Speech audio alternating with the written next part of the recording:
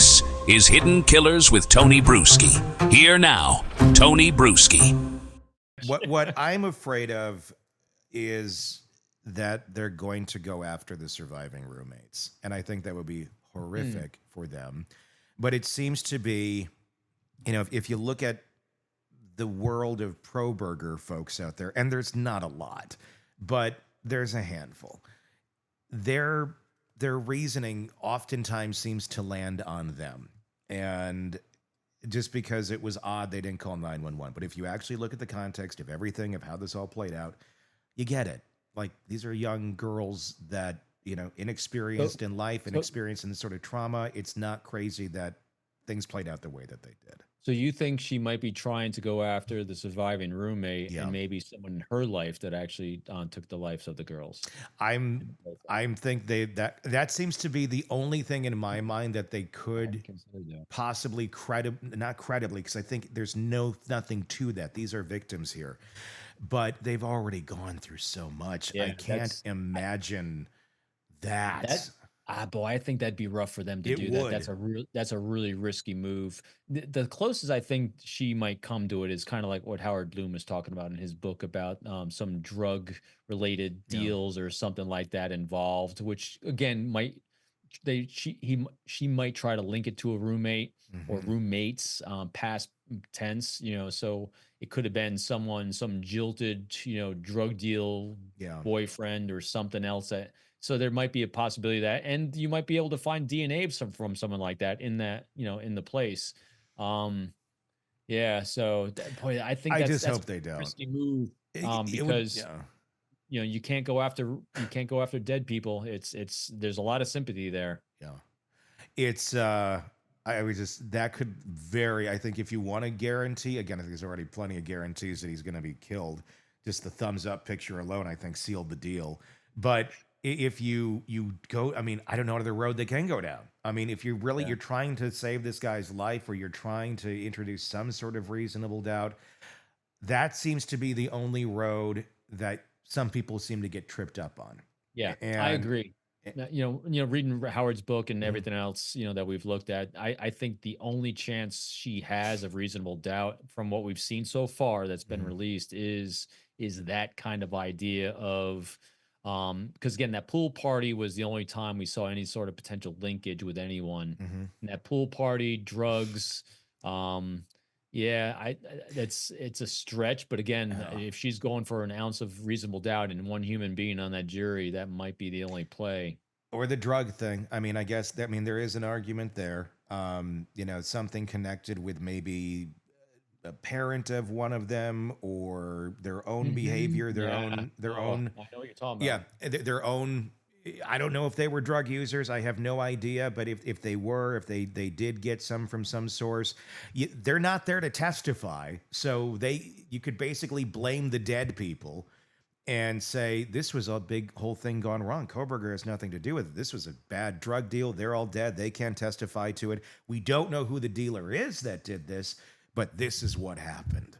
And I don't know. It's a stretch, but I mean, look at the Karen Reed case where they went on the stretch of these people beat him up in a house with no evidence. So it's an interesting comparison.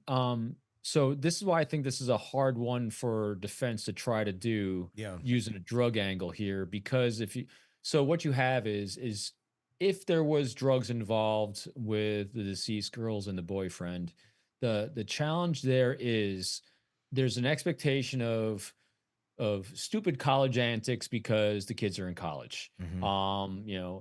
But these kids did not have, it's not part of what we've seen, part of their behavior arc of really bad. In other words, you're not dealing with drug addicts. You're not dealing with drug dealers from anything having to do with their backgrounds, their history, their arcs, their families, a little bit maybe. But you're not having anything pronounced, as opposed to the Karen Reed case, where you have a long history of overindulgence of alcohol. That is very well documented. That's very well substantiated by numerous people, even by Karen herself. And so I think the difference here is the fact that this could easily be explained as a college one-off, one night after a football game. but it's not like been a prevalent arc in the victims' lives, and so I think that's a hard thing to press. It's a hard thing to press, and again, because you're not going to garner, I think, a lot of sympathy on the defense side by trying to do that, because again, you're trying to taint an image of children Yeah. that otherwise would have been healthy, beautiful kids growing up and moving on to the next phase of their lives, as Yeah. opposed to adults in the Karen Reed case that have made life choices at that point to overindulge in alcohol systematically over a period of time. So I think it's a hard press. Well, they got to taint something like a nasty Easter ham that has been sitting in the fridge for 4 weeks.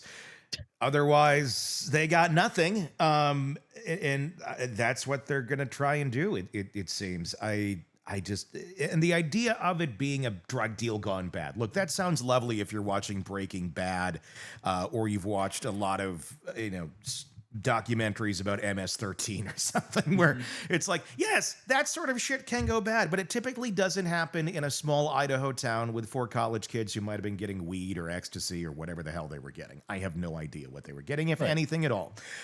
Those don't tend to go to that level of bad. There's none of these kids were sitting there like on a witness list to testify against some corrupt drug dealer somewhere where they have to get rid of these kids so they don't do that. I mean, that's not part of the story at all. And that's not really typically how any of this stuff works. Again, it's not like, MS-13 is their drug dealer, or something like that, where you would have this propensity for violence to this sort of extreme. Nor does it make sense to kill 4 different people that, they're not all doing the same things. They all had their own individual lives. Yes, some shared this home. One was just visiting.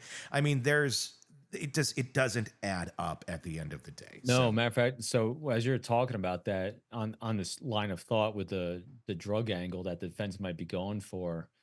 So we've talked about, again, Kohberger's innocent until proven guilty, but if it is him, we've been able to point out very few flaws in his execution, because he executed this, if it was him, pretty flawlessly. But here's another one where I think he never planned for getting caught. And here's how also. I still think he staked the house as a venue that he could conduct this. I don't think he chose the victims, potentially because of who they were. I think it was a safe target for him to attack because of all these other factors. But the girls and sadly the boyfriend, who happened to be there on a wrong night, they are beautiful people, meaning that their social profiles, their arcs, their friends, their relationships, their families, everything says that this alibi or this reason of someone coming in a bag drug deal doesn't fit them. No, they're not junkies. You're right. So in other words, think about this: if the house was the house it was, and the inhabitants of the house happened to be dirtbag junkies, well, then we have a lot more to work with if I'm defense. Yeah. But not these girls, not the boy. No. I think he chose the house and not necessarily. Again, I know there's a slight connection maybe that we may find out about, but I think he chose the venue above the people, because if he's choosing the people, wrong people to choose. I think again, if he really thought about it, this is a group that you have close families. Close families say healthy. Healthy says that there's going to be a lot of things that you're not going to be able to have an alibi on, or any other reasonable. I mean, there's no other conclusion you can come to. No, that's why I think Ann Taylor is having a hard time on defense, because how do you pin anything else on these girls? You don't, because you can't. You look like a monster if you do, and that's not going to play well to a jury. When it does eventually come time for sentencing, let's assume he's found guilty. How much weight, in your opinion, should be put on what's going on in this guy's mind and how broken of a brain that he has? Because that's what they're trying to argue with the autism. That's what they're trying to argue with this and that. Clearly, this is a guy who had a lot of problems, and had even written about it: the visual snow, the lack of empathy, the realizing he didn't have any empathy. But just because you have a lack of empathy and because your brain's not working quite right doesn't necessarily give you a free pass to not get killed in prison by the state or the federal government, just because your brain is like that, if you carried out these sort of crimes.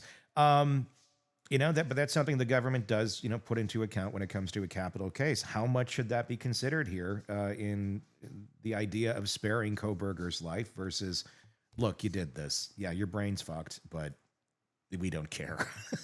The world is better off without you. Yeah, I don't know. I think that's a tough question always. But here's what I do know: what matters is what the families want. Yeah, that plays a big part of it, and also just the knowledge of he can't be fixed. yeah, This type of broken brain does not get fixed because here's the only credit I'll give Kohberger. Again, innocent until proven guilty, was he tried hard for a lot of years to try to do something to fix the brain. He's very aware of it, and he couldn't fix it. Yeah. His dad, and family who seemed to love him dearly, tried. And when all these efforts for so long can't fix it, I don't think it's and I don't think it's a fixable brain. So unfixable brain, family desires, law. I think that's what's ultimately going to come down to the sentencing. Because again, death sentence, that's a really personal choice with a lot of people. It is, life for a life kind of thing. But at the same time, though, I think you'll save the state a lot of money by keeping them from being fed for a long time and housed. And again, if your rationale for it is, can he be rehabilitated? No.